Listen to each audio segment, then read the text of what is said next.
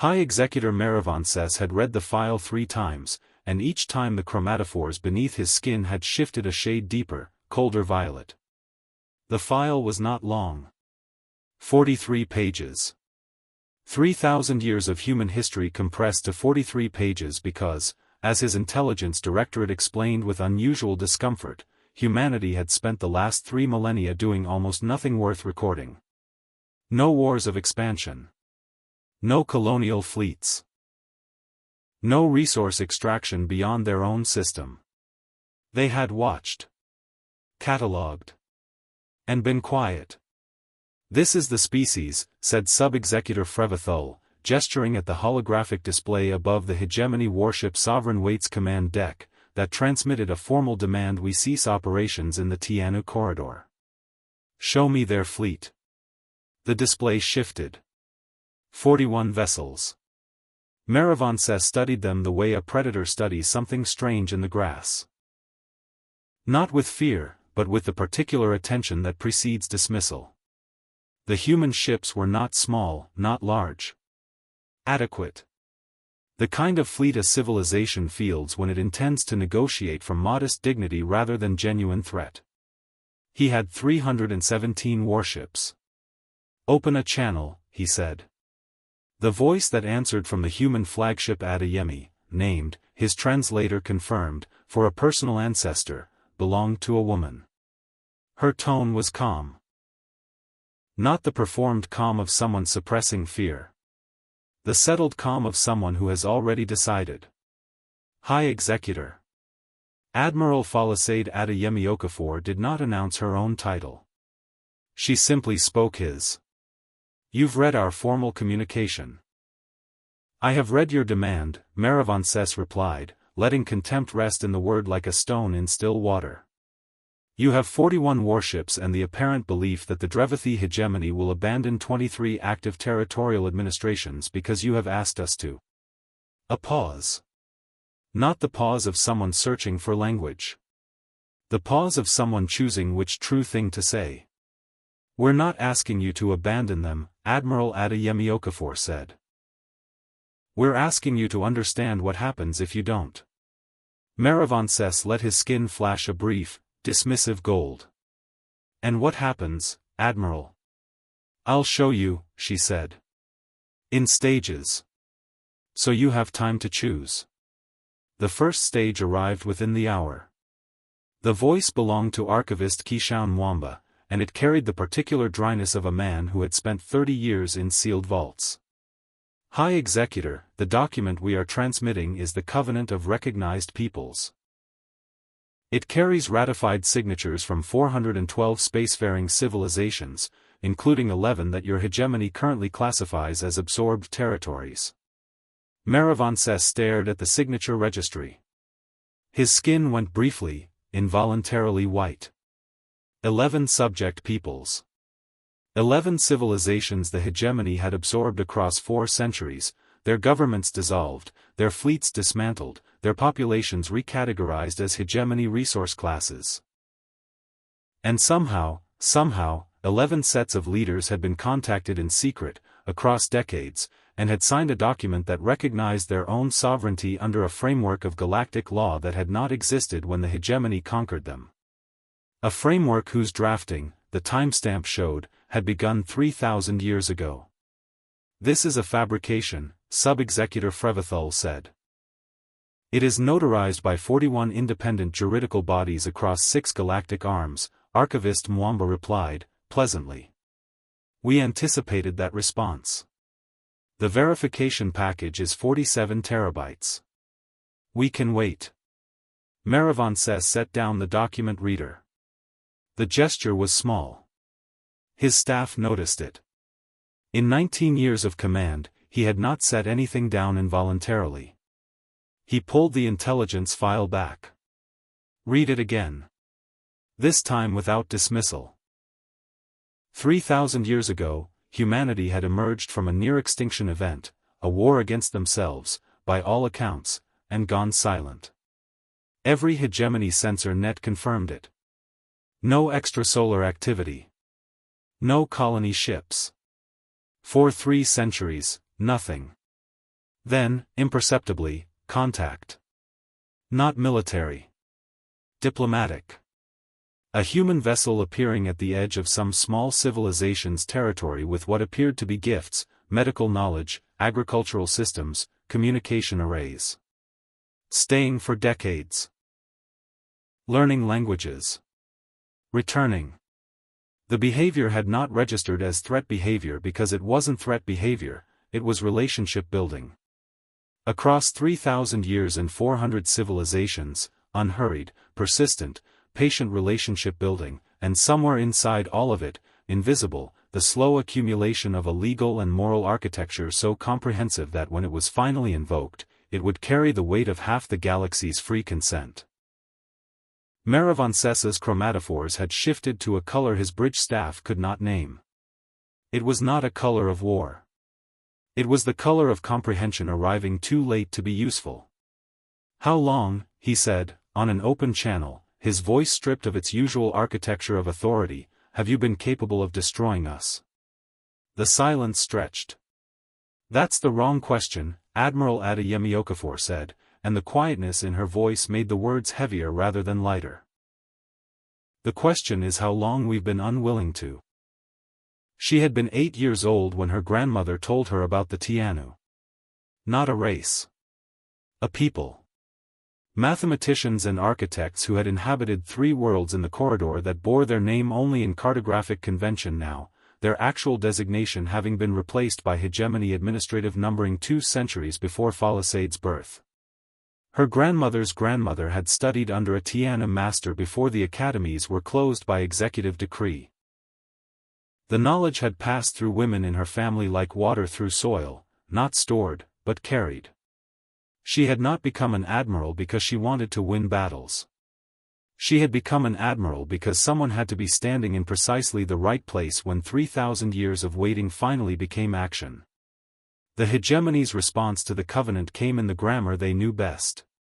40 warships peeled from Maravansesa's formation and accelerated toward the human line.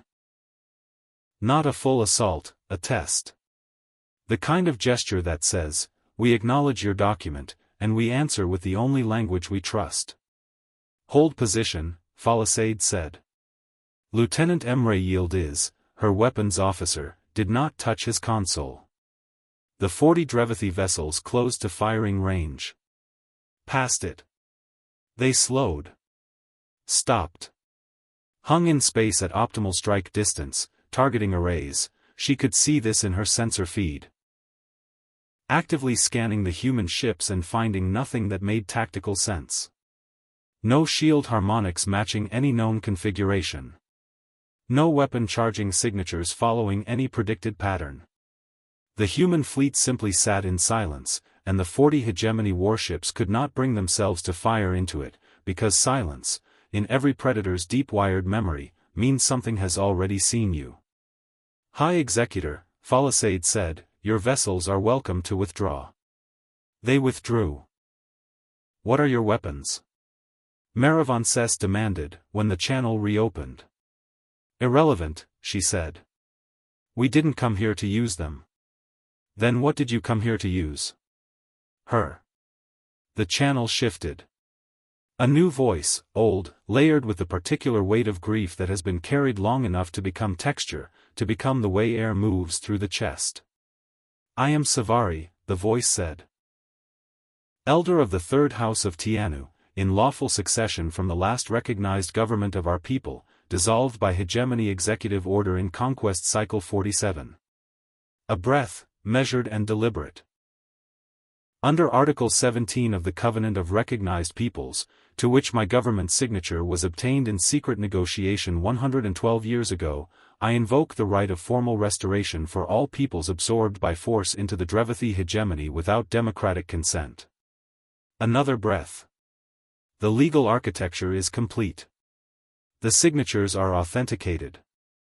The witnesses are present across 400 jurisdictions. "High Executor. You are no longer administering territory.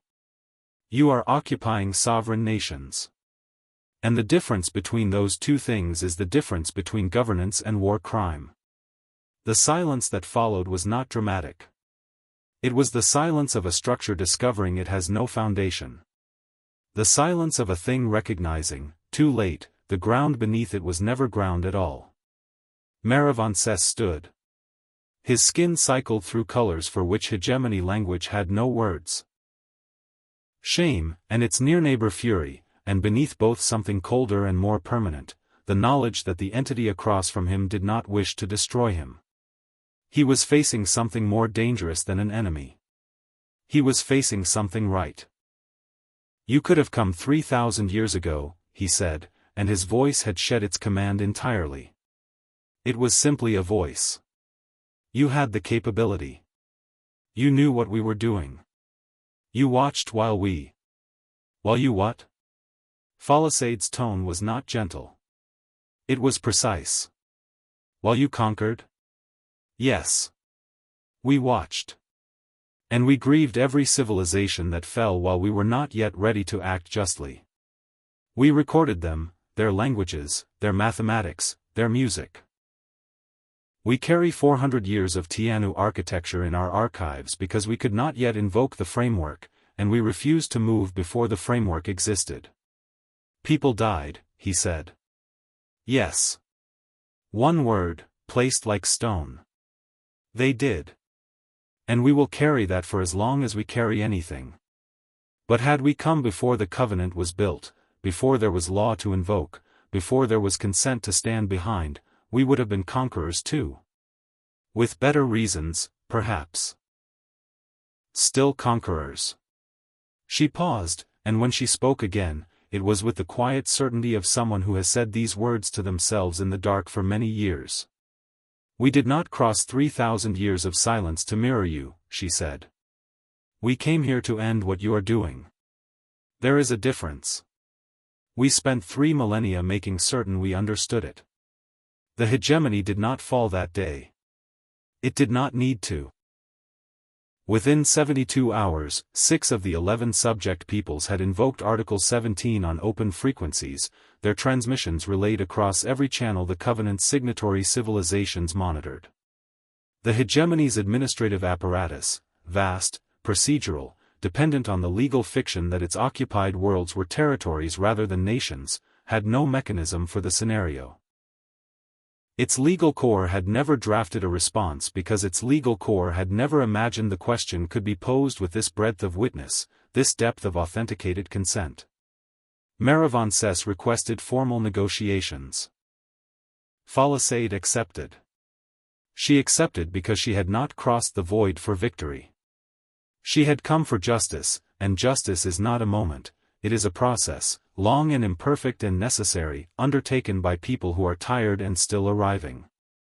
In the conference room aboard a neutral station in the corridor, she sat across from the high executor and watched his chromatophores move through colors she had spent months learning to read.